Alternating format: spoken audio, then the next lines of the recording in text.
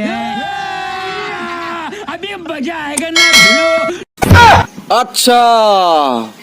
बे माखासे हिनजावफ्रा मानो देवलाव दों दों होसोनानै आबिर फुनो बिनि मजाया मा कैसे कैसे लोग रहते हैं यार यहाँ पर बेवहाय मोजाङै बिजिरनानै नायोब्ला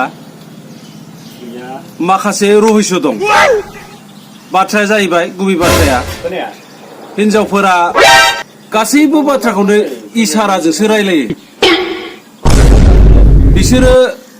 आबिर गेलेनायाव आंखौ फुन आंनियाव फुन ओरै फुनफै ओरै हमख्रुबनानै फुन ओरै बिलिर बिदि मालाबाबो खुगाजों होना इसाराजोंसो होनो दा बिसोरो गावसोर फुनजानो लुबैनानै हौवाफोरखौ दों दों होसोनानै फुनहैग्रोयो आरो जागायनाय आरो बे ओमफ्राय गावसोरखौ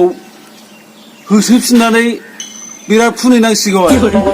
बेवहायसो मजा दं गुबै बाथ्राया बेसो बेवहायसो मजा दं नङाबा हिनजावफ्रा मालाबाबो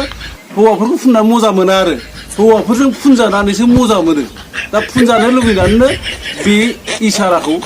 खालामो आरो